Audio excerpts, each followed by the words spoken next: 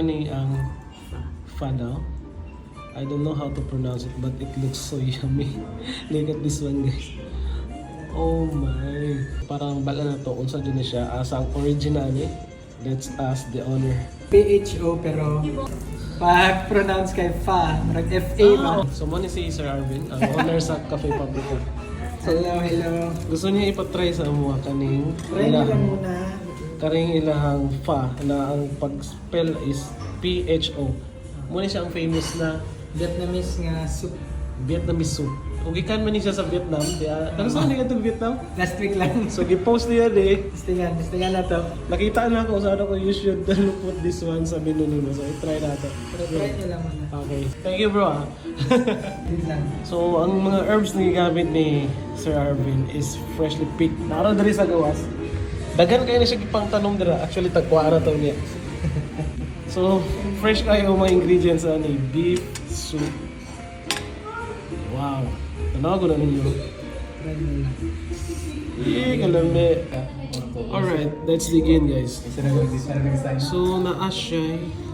O saan na noodles yung gamit ali bro? Rice noodles. Rice noodles, Kasi white onion. white onions, tapos Chives. onion chives, and then o saan Basil. yung basil leaves. Ang karne ani is gilatan na siya 4 hours. So maingon din mo nga perti ka humok. Oh? Slow and low. Yeah, slow and low, right? That's the right term. Sa Isaya sukot sa technical guys.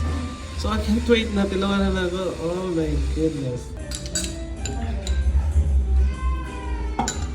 Lami ay. Lami siya no. No. Dili siya nga naka-strong ang spices. Tawagani kung murag dili kay siya ano ba baga iyang pagkalasa ko murag light lang Dili same sa Paris na thick kayo, heavy. Light ang iyang flavor. Tapos ang herbs not that strong. Pag gusto nyo bone marrow. Uy. Grabe. Don't spoil us, bro. Bone marrow. Oh, may bone marrow. Tanaw mo din yung Manang ilatan niya. gilatan na sa ano niya. Okay na, ayan Kasi na. ano nimo. Okay na. ang lemon ba kay murag twist gud siya. Ah. Grabe no. Na ano siya na Mo din yung advantage sa mag-travel ka. Taon. O mga ng ingredients nila. Base patingala sa bonsa ang gigamit na ano. Actually naggamit sila ang Bone marrow. na bone marrow na parts of the bone. So, Gat ano siya na 4 hours. so ano kare, tasting pa na siya.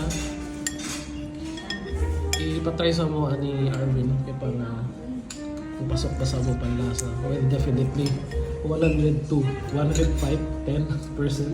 Diba? Bagay ganyan kay ang panahon karon maulan. Maulan siya. So morning dapat kaunon kung kaulan or karang mga hangover na ano bagay ganyan. Sige, pakita ko sa ano pag kalot na.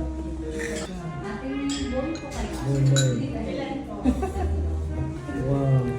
Dapat gamay din nga spoon dapat mong kalat ani. Sup-sup pa. Ayan, tinidor siya. Sige, go. ano ba yun? Ano? It's slow. Kumusta?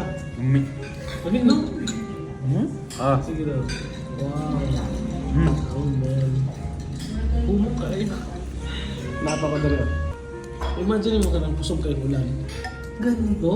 Di ba? The best good ni. Karang pusog kayong ulan. Nagsakit ka. Panahon. Comfort food. Ano yung right term ka Wala na? na yung formality pagkaon rin sa soul. Yung... Karang Hindi man yan.